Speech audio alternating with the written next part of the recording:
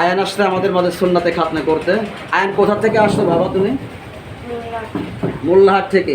তোমার কি মুসলমানি করা হয়ে গেছে? করা হয় নাই? আচ্ছা, তাহলে যদি করা না হয় তোমাকে আমি কোনো ইঞ্জেকশন তো দেই নেই, তাহলে কাটিও নাই। আয়নের সঙ্গে আসতে হবে, ওই যে কী হয় তোমার? আয়নের ছেলে। আয়নের কী হয় ওই যে? এটা আমার ভাই। আয়নের ভাই। আর ওই যে আমার বাপ হয়। আপনার বাপ হয়। তাই তাহলে আয়নরে কি মুসলমানি করি নাই? আমরা মুসলমানি করেছেন, আমি কিছুই বুঝতে পারি। আয়ন কিছুই বুঝতে পারেনি, কারণটা কি? ও কিন্তু একটু কান্না করছে, সত্য বলতে একটু কান্না করছে, ভয়ে কান্না করছে। তুমি কি একটু কান্না কান্না করছিলে কি ভয় বাবা?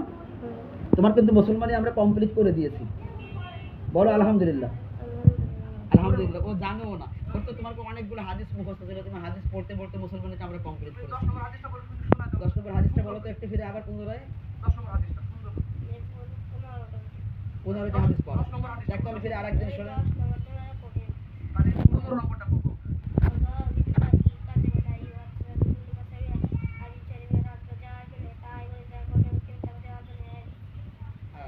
কোন ভাষায় বলছে আল্লাহ জানে, আমারই বুঝতে কষ্ট হয়ে গেছে। দেখে এই পদ্ধতির সুন্নাতে খতনা করতে আপনারা যোগাযোগ করুন মাহবুব ডেন্টাল কেয়ার, চরকুলিয়া বাজার।